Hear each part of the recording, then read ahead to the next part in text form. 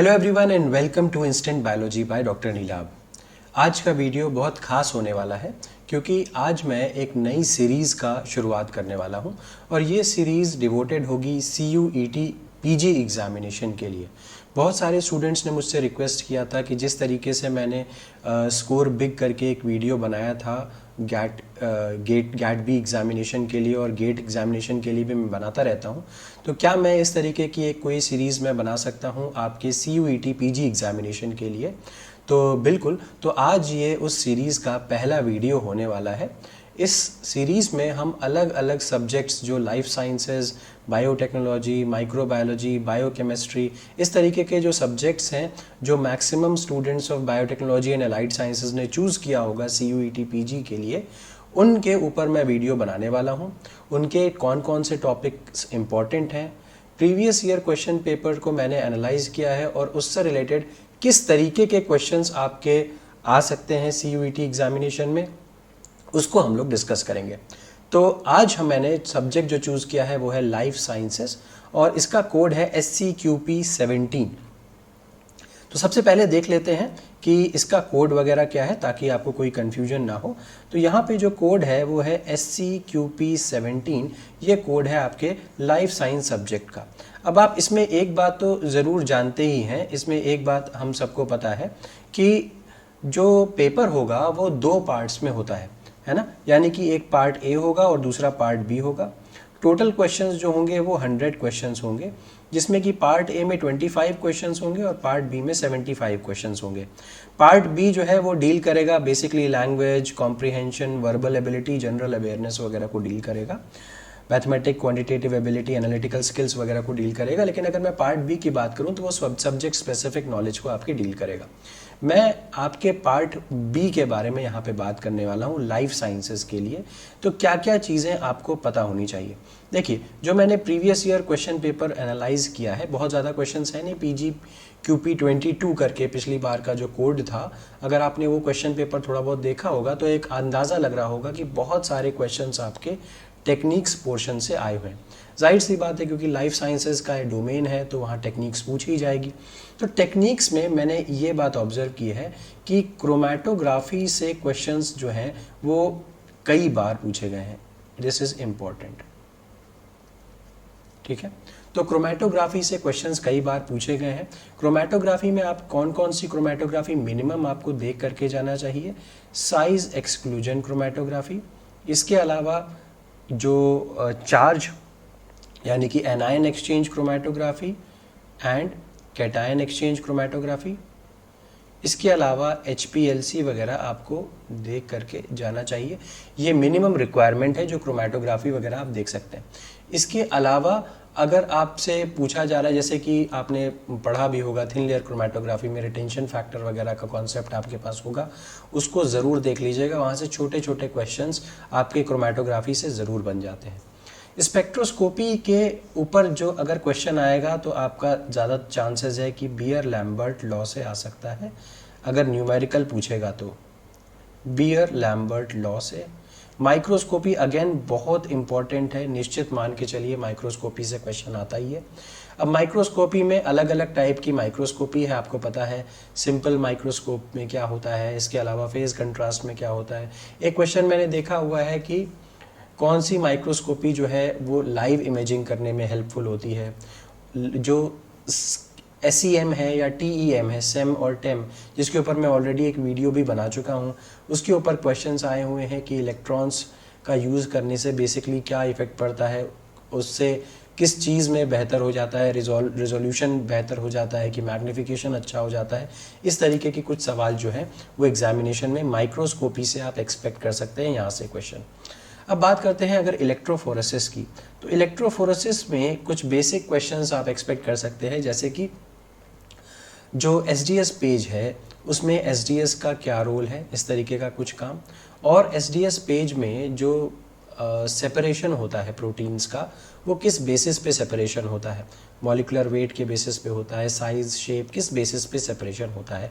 तो ये इलेक्ट्रोफोरेसिस का कुछ कॉन्सेप्ट हो गया। और इलेक्ट्रोफोरेसिस में आप ये बात ध्यान रखिएगा कि जो जो केमिकल कंपोनेंट्स यूज़ होते हैं SDS पेज के अंदर, उन केमिकल कंपोनेंट्स का आपको फंक्शन ज़रूर पता होना चाहिए। अब बात करते हैं सेंट्रीफ्यूगेशन की। सेंट्रीफ्यूगेशन में ज़्यादातर क्वेश्चंस जो होते हैं वो सेल बायोलॉजी से लिंक करके पूछे जाते हैं। जैसे कि आपसे पूछा जा सकता है कि अगर मान लीजिए न्यूक्लियस है, गोल्गी अपैरेटस है, राइबोसोम है, इसको अगर आप सेंट्रीफ्यूज करते हैं तो इसमें कौन सबसे पहले सेटल डाउन होगा, कौन बाद में सेटल डाउन होगा, कुछ इस तरीके के क्वेश्चंस आप एक्सपेक्ट कर सकते हैं सेंट्रीफ्यूगेशन से। ब्लॉटिंग में बहुत डिटेल में, बहुत डेप्थ में क्वेश्चन मुझे नहीं लगता पूछा जा सकता है, लेकिन हाँ आपको ये ज़रूर पता होना चाहिए कि सदर्न ब्लॉटिंग के केस में क्या होता है, नॉर्दर्न के केस में क्या होता है, वेस्टर्न ब्लॉटिंग के केस में कौन सी चीज़ या कौन सा बायोमोलिक्यूल इस्तेमाल किया जाता है। बात करते हैं पीसीआर की। अगेन पीसीआर इंपॉर्टेंट है, यहाँ से न्यूमेरिकल सेक्शन और थ्योरेटिकल सेक्शन दोनों पूछे जा सकते हैं।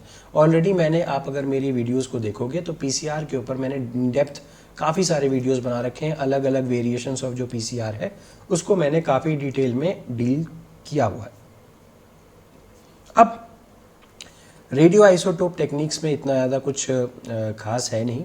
तो अब नेक्स्ट अगर मैं बात करूं तो क्रोमैटिन स्ट्रक्चर एंड फंक्शंस की बात कर रहे हैं।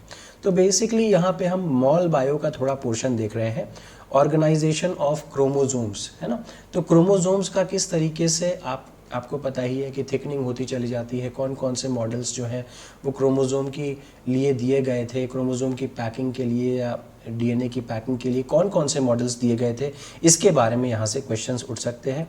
प्रोकैरियोट्स में कैसा है, यूकैरियोट्स में कैसा है, क्रोमैटिन का टाइप, जैसे कि यहाँ से बहुत क्वेश्चन आता है, आप निश्चित मान करके चलिए यहाँ से एक क्वेश्चन बन सकता है, हेटेरोक्रोमैटिन और यूक्रोमैटिन और उसके बीच में डिफरेंसेस। अब आपको पता है कि डिफरेंसेस जो हैं वो मॉर्फोलॉजिकल बेसिस पे भी हैं, जब हम स्टेन करने जाते हैं उस समय भी है, इसके अलावा जीन एक्सप्रेशन के बेसिस पे भी डिफरेंसेस होते हैं हेटेरोक्रोमैटिन और यूक्रोमैटिन के अंदर। तो ये बात आपको बिल्कुल अच्छे से पता होनी चाहिए। अब इसके बारे में इसके बाद बात करें तो सेंट्रोमियर्स के बेसिस पे किस तरीके से आप जो आपका जो क्रोमैटिन है या जो आपका क्रोमोसोम है, on the basis of centromere आप किस तरीके से उसको क्लासिफाई कर सकते हैं। तो ये एक अच्छा क्वेश्चन बन जाता है, सिंपल क्वेश्चन बन जाता है, यहाँ से क्वेश्चन आता है। टीलोमियर की बात करें और कॉन्सेप्ट ऑफ जीन।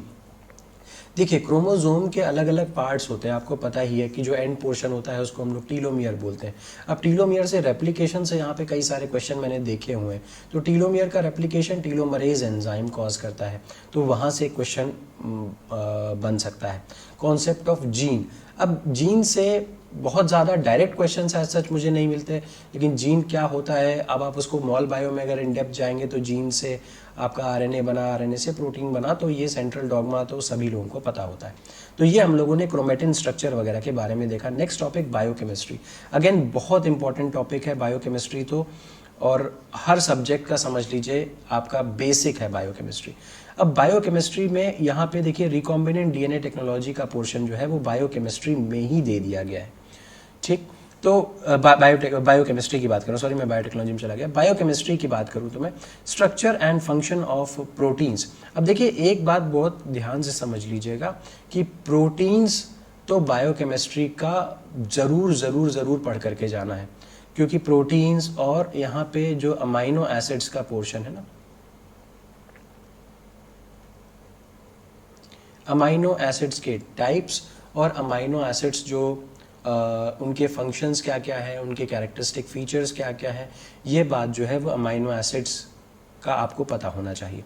इसके अलावा अगर आपके पास टाइम नहीं है तो आप कम से कम ज़रूर आप प्रोटीन के बारे में पढ़ करके जाइए, एंजाइम के बारे में ज़रूर पढ़ करके जाइए, अमाइनो एसिड के बारे में ज़रूर पढ़ करके जाइए। और इसके अलावा डीएनए का स्ट्रक्चर, टाइप ऑफ डीएनए, ये बड़ा इंपॉर्टेंट है। आपको पता है ए, बी और जेड 3 तरीके के डीएनए होते हैं, इन तीनों में डिफरेंसेस क्या क्या होता है ये आपको पता होना चाहिए। कार्बोहाइड्रेट्स में ज़्यादातर क्वेश्चन जो होता है वो रिड्यूसिंग शुगर वगैरह के कॉन्सेप्ट के ऊपर पूछा जाता है, और एक और क्वेश्चन कार्बोहाइड्रेट्स में पॉलीसैकेराइड्स के ऊपर पूछा जाता है। आपको एक पॉलीसैकेराइड का नाम दे करके पूछेगा कि यहाँ पे बॉन्डिंग किस तरीके की है, ठीक है। अब अल्फा 1,4 लिंकेज है, बीटा 1,6 लिंकेज है, किस तरीके के लिंकेज है पॉलीसैकेराइड के केस में, यहाँ से क्वेश्चन बनता है। अगर मैं लिपिड्स की बात करूँ तो लिपिड्स इतना ज़्यादा नहीं है लिपिड्स के अंदर। हाँ, अगर मेटाबॉलिज्म के रेस्पेक्ट में देखा जाए तो लिपिड्स के beta oxidation of fatty acid या लिपिड जो है वो इम्पॉर्टेंट हो जाता है। विटामिन्स में इतना ज़्यादा वो नहीं है, आपको ये पता होना चाहिए कि वाटर सॉल्युबल कौन से होते हैं और फैट सॉल्युबल कौन से होते हैं ये, और इसके अलावा जो डिजीज़ फैक्टर है, किस विटामिन की डेफिशिएंसी से कौन सी डिजीज़ होती है, ये बातें आपको यहाँ पे पता हो जाए। अब आ जाते हैं मेटाबॉलिज्म में। मेटाबॉलिज्म में देखिए glycolysis, TCA cycle, electron transport chain, ये सारा का सारा आपका रेस्पिरेशन का पार्ट है। इलेक्ट्रॉन ट्रांसपोर्ट चेन खासकर बिल्कुल अच्छी तरीके से पता होना चाहिए, और क्रेब्स साइकिल, क्योंकि क्रेब्स साइकिल में कुछ आपको सबसे ज़्यादा रिड्यूसिंग पावर मिल रही है, एटीपी वहाँ पे मिल रहा है। इसके अलावा इलेक्ट्रॉन ट्रांसपोर्ट चेन में ऑक्सीडेटिव फॉस्फोराइलेशन बेसिकली हो रहा होता है, आपको जो भी रिड्यूसिंग पावर है उससे आप एटीपी जनरेट करवा पाते हो वहाँ पे, ये कॉन्सेप्ट है। तो इलेक्ट्रॉन ट्रांसपोर्ट चेन हमने देख लिया, इलेक्ट्रॉन ट्रांसपोर्ट चेन में ही एटीपी की सिंथेसिस होती है, ये हमको पता है। मैंने आपको बताया भी कि बीटा ऑक्सीडेशन देखिए बहुत इंपॉर्टेंट है, यहाँ पे मेंशन भी है, ठीक। अब इसके बाद मेम्ब्रेन स्ट्रक्चर एंड फंक्शन की बात करें। जनरली हम लोग मेम्ब्रेन स्ट्रक्चर और फंक्शन जो है वो सेल बायोलॉजी में पढ़ने जाते हैं, लेकिन ये प्लाज्मा मेम्ब्रेन के केस में यहीं पे दे दिया गया है बायोकेमिस्ट्री के पोर्शन में ही। तो प्लाज्मा मेम्ब्रेन का स्ट्रक्चर क्या होता है, यहाँ पे फ्लूइडिटी के ऊपर कई सारे क्वेश्चंस पूछे जाते हैं कि कितनी फ्लूइडिक है, कैसे फ्लूइडिटी उसकी मेंटेन की जा सकती है। अपार्ट फ्रॉम दैट कौन कौन सी चीज़ें इस प्लाज्मा मेम्ब्रेन को क्रॉस कर सकती हैं, कौन कौन सी चीज़ें नहीं क्रॉस कर सकती। मतलब मैं कहना चाहता हूँ कि पोलैरिटी के बेसिस पे आप कैसे डिफ्रेंशिएट करोगे यहाँ पे, ठीक। नेक्स्ट आ जाते हैं बायोटेक्नोलॉजी। अगेन ये बड़ा इंपॉर्टेंट टॉपिक है बायोटेक्नोलॉजी में, आरडीटी में ज़्यादातर क्वेश्चंस जो होते हैं वो एंजाइम्स के ऊपर आते हैं, ठीक है। कौन कौन से एंजाइम, जैसे कि मेन रेस्ट्रिक्शन एंजाइम्स जो आपके हैं वो रेस्ट्रिक्शन एंजाइम्स टाइप 2 है। इसके अलावा बहुत सारे और एंजाइम्स हैं, मैंने ऑलरेडी वीडियो बना रखा है अपने यूट्यूब चैनल के ऊपर, उसको देख लीजिएगा। जैसे कि अल्कलाइन फॉस्फेटेज है ना, तो जैसे कि और भी काइनेजेज है ना, लाइगेज है। तो इस तरीके के बहुत सारे एंजाइम्स हैं जिनके बारे में मैं बता चुका हूँ। डायरेक्टली क्वेश्चंस उन एंजाइम से ही बेसिकली आरडीटी पे पूछा जाता है। अब जीन क्लोनिंग को भी मैं समझा चुका हूँ अपने एक वीडियो में, उसको भी आप डायरेक्टली पढ़ सकते हैं वहाँ पे। अब देखिए applications of biotechnology in medicine, industry and agriculture, यहाँ से क्वेश्चंस बन सकते हैं, क्योंकि बायोटेक्नोलॉजी के बहुत सारे एप्लीकेशंस आप एग्रीकल्चर वगैरह में देख सकते हैं, जैसे कि फ्लेवर सेवर टोमेटो हो गया, बीटी कॉटन हो गया। कौन कौन से जीन्स जो हैं वो आपके बीटी कौन सा जीन जो है वो बीटी कॉटन में डाला जाता है, कहाँ से डाला जाता है, फ्लेवर सेवर टोमेटो कैसे काम करता है, apart from that golden rice का क्या कॉन्सेप्ट है। तो ये सारी चीज़ें आपको यहाँ से पता ज़रूर होनी चाहिए। अब कल्चर की बात करूँ, अगर मैं एनिमल और प्लांट सेल कल्चर की बात करूँ, तो यहाँ पे आपको अच्छे से पता होना चाहिए कि कल्चरिंग किस तरीके से की जा सकती है, किस तरीके से की जाती है कल्चरिंग। अब plant cell culture, tissue culture वगैरह में क्या होता है और उसमें कौन कौन से हार्मोन्स की ज़रूरत पड़ती है, किस हार्मोन का क्या फंक्शन है, ये बात अच्छे से पता होनी चाहिए। अपार्ट फ्रॉम दैट अगर हम बात करें कि एनिमल सेल कल्चर में हमें किन किन बातों का ध्यान रखना चाहिए, ये सारी बातें। अब नेक्स्ट आ जाते हैं माइक्रोबायोलॉजी। अब देखिए माइक्रोबायोलॉजी में आपको वायरसेस ज़रूर अच्छे से पढ़ करके जाने चाहिए। वायरसेस से क्वेश्चन आप एक्सपेक्ट कर सकते हो depending upon the current scenario. इसके अलावा एंटी माइक्रोबियल एजेंट्स, यहाँ से क्वेश्चन बनता है, यानी कि एंटी माइक्रोबियल एजेंट्स में बेसिकली एंटी बैक्टीरियल्स की मैं बात कर रहा हूँ। आपने पढ़ा भी होगा कि बहुत सारे बैक्टीरिया जो एंटीबायोटिक्स होते हैं उनके अलग अलग टारगेट्स होते हैं, वो आपको पता होने चाहिए। जैसे टेट्रासाइक्लिन का क्या टारगेट है, प्यूरोमाइसिन का क्या टारगेट है, क्लोरमफेनिकॉल का क्या टारगेट है, इस तरीके की चीज़ें यहाँ से पता होनी चाहिए। इसके अलावा अगर मैं बात करूँ तो माइक्रोब्स का क्या सिग्निफिकेंस होता है इंडस्ट्री एंड एग्रीकल्चर में, ये पता होना चाहिए, क्योंकि बहुत सारे माइक्रोब्स जो है बहुत सारी चीज़ें इंडस्ट्रियल लेवल पे प्रोड्यूस करवाते हैं। तो वो उसकी एक लिस्ट आपको मिल सकती है किसी भी टेक्स्ट बुक में, वहाँ से आप उसको ज़रूर याद कर लीजिएगा, ये इंपॉर्टेंट पोर्शन हो गया। अब नेक्स्ट इम्यूनिटी की बात, देखिए यहाँ पे इम्यूनोलॉजी के बारे में थोड़ा बहुत पूछा जा रहा है। इम्यूनिटी के में अगर मैं इम्यूनोलॉजी की बात करूँ तो आपको ये पता होना चाहिए कि बेसिक जो दो तरीके का जो आपका इम्यून सिस्टम होता है, इन्नेट और अडैप्टिव, वो क्या क्या होता है, एक्टिव और पैसिव इम्यूनिटी क्या होती है, एंटीजन क्या होता है, इम्यूनोजेन क्या होता है, हैप्टेन क्या होता है, एडजुवेंट क्या होता है, ये सारी बातें। इसके अलावा अगर मैं बात करूँ तो इम्यूनिटी के बाद वैक्सीन्स यहाँ पे एक अगेन इंपॉर्टेंट है। तो देखिए वैक्सीन्स तो ज़्यादातर एग्जाम्पल बेस्ड क्वेश्चन यहाँ पे आ जाते हैं, जैसे कि साक पोलियो वैक्सीन किसका एग्जाम्पल है, साबीन पोलियो वैक्सीन किसका एग्जाम्पल है, ये सारी चीज़ें यहाँ से पूछी जा सकती हैं। अब मैं बात करता हूँ मॉलिक्यूलर जेनेटिक्स के बारे में। बेसिकली ये जेनेटिक्स है, जेनेटिक्स में लिंकेज के ऊपर क्वेश्चन निश्चित आते हैं, लिंकेज के ऊपर क्वेश्चन आएंगे, क्रॉसिंग ओवर के ऊपर क्वेश्चन आता है। क्रॉसिंग ओवर बेसिकली पूछ सकते हैं कि कौन सी स्टेज के अंदर होता है। इसके अलावा एक्स्ट्रा क्रोमोसोमल इनहेरिटेंस मतलब जो आपका क्रोमोसोम के बाद, यानी कि जैसे कि जो न्यूक्लियर इनहेरिटेंस के अलावा जो इनहेरिटेंस होती है वो यहाँ पे कंसीडर कर सकते हैं, जैसे माइटोकॉन्ड्रियल इनहेरिटेंस हो गया या आप इसको साइटोप्लाज्मिक इनहेरिटेंस भी कहते हैं। अब यहाँ पे देखिए रेप्लिकेशन, ट्रांसक्रिप्शन, ट्रांसलेशन से निश्चित क्वेश्चन आना है, डीएनए रिपेयर से निश्चित क्वेश्चन आना है, पॉपुलेशन जेनेटिक्स में आपको हार्डी वाइनबर्ग इक्विलिब्रियम निश्चित क्वेश्चन आना है। तो ये 3-4 टॉपिक्स तो समझ लीजिए रखे हुए हैं आपके एग्जामिनेशन में, यहाँ से क्वेश्चन आएगा ही आएगा। कितनी बार आ चुका है रेप्लिकेशन, बाई डायरेक्शनल होता है, कौन कौन से एंजाइम रेप्लिकेशन में मेन उनका यूज है, ज़्यादातर केसेस में यहाँ पे एंजाइम्स की बातें होंगी। ठीक, प्लांट साइंसेस की बात करें तो ये बेसिकली बॉटनी वाले स्टूडेंट्स के लिए बड़ा स्कोरिंग टॉपिक हो जाता है, ब्रायोफाइट, टेरिडोफाइट, जिम्नोस्पर्म्स और एंजियोस्पर्म्स। भाई अगर आपको इसका आइडिया नहीं है तो कोई दिक्कत नहीं है, आपको एक बॉटनी की एनसीईआरटी आप डाउनलोड कर लीजिए और वहाँ से बॉटनी में ये चैप्टर शॉर्ट में दिया होगा, आप उसको पढ़ सकते हैं। तो बेसिकली बस बहुत ओवरव्यू पूछा जाएगा कि ब्रायोफाइट में क्या होता है, टेरिडो में क्या होता है, जिम्नो में क्या होता है, एंजियोस्पर्म्स में क्या होता है। ठीक है, अब फोटोसिंथेसिस अगेन बड़ा इंपॉर्टेंट टॉपिक है। जब मैं मेटाबॉलिज्म के बारे में बात कर रहा था तो वहाँ पे मैंने आपको रेस्पिरेशन के बारे में बोला था कि वो पढ़ना पड़ेगा। अब यहाँ पे फोटोसिंथेसिस के बारे में ज़रूर पढ़ना पड़ेगा। Apart from that photoperiodism, photoperiodism का क्या मतलब होता है? फोटोपीरियोडिज्म का क्या मतलब होता है कि जब अलग अलग अगर आप टाइम ड्यूरेशन ऑफ लाइट अगर प्रोवाइड कर रहे हैं तो उसमें फ्लावरिंग होगी कि नहीं होगी, इस तरीके की चीज़ें। वर्नलाइजेशन कोल्ड ट्रीटमेंट होता है, यहाँ से भी क्वेश्चन पूछा गया है वर्नलाइजेशन से। ठीक, तो ये देख लीजिएगा। बायोजियोकेमिकल साइकिल्स की अगर मैं बात करूँ तो नाइट्रोजन साइकिल, कार्बन साइकिल, ये 2 साइकिल्स आपको ज़रूर पढ़ी होनी चाहिए। अगर मैं एनिमल साइंसेस की बात कर रहा हूँ तो एनिमल साइंसेस में इनवर्टिब्रेट का कैरेक्टराइजेशन या फिर क्लासिफिकेशन आपको पता होना चाहिए और साथ ही साथ वर्टिब्रेट का यानी कि फाइलम वगैरह आपको आइडिया यहाँ पे होना चाहिए। इसके अलावा एनाटॉमी और फिजियोलॉजी जो ह्यूमन बीइंग की है, यानी कि जो भी सिस्टम्स है, सिस्टम बायोलॉजी जो है, जहाँ पे आपको कार्डियो सिस्टम या कार्डियोवैस्कुलर सिस्टम के बारे में पढ़ना चाहिए, नर्वस सिस्टम के बारे में। सबसे इम्पॉर्टेंट अगर आपको यहाँ से कुछ पढ़ करके जाना है तो एंडोक्राइन सिस्टम जरूर देख लीजिएगा। एंडोक्राइन सिस्टम निश्चित आएगा यहाँ से क्वेश्चन, हार्मोन्स के ऊपर क्वेश्चन हर बार आता है। ठीक, तो ये एंडोक्राइनोलॉजी देखिए यहाँ पे मेंशन भी है। ह्यूमन डिजीजेज इतनी ज़्यादा नहीं, आप पहले भी देख चुके हैं। एपोप्टोसिस आपसे पूछा जा सकता है।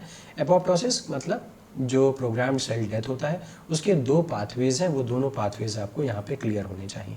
तो ये यहाँ तक हम लोगों ने 8th पॉइंट तक देखा। ये आपके पूरा का पूरा जो लाइफ साइंस का सिलेबस है जिसका कोड है SCQP17, वो मैंने बता दिया और किस किस टाइप के क्वेश्चंस जो हैं आप यहाँ से एक्सपेक्ट कर सकते हैं उनको मैंने बता दिया। इन क्वेश्चंस को ज़रूर देख लीजिएगा, उसमें से बहुत सारा पोर्शन आपको मेरे YouTube चैनल के प्लेलिस्ट के अंदर मिल जाएगा, वहाँ से आप पढ़ करके कम समय में ज़्यादा से ज़्यादा यील्ड कर सकते हैं। तो उम्मीद है कि ये वीडियो पसंद आया होगा। अगर पसंद आया है तो इसे लाइक करिए, मेरे चैनल को सब्सक्राइब करिए, बेल आइकन को दबाना बिल्कुल मत भूलिएगा और अपने फ्रेंड्स के साथ ज़रूर शेयर करिएगा और बने रहिएगा क्योंकि इस चैनल के ऊपर आपको अब आगे CUET के स्कोर बिग प्लेलिस्ट के अंदर और भी सब्जेक्ट्स के ऊपर वीडियोस मिलने वाले हैं। Thank you so much, have a good day.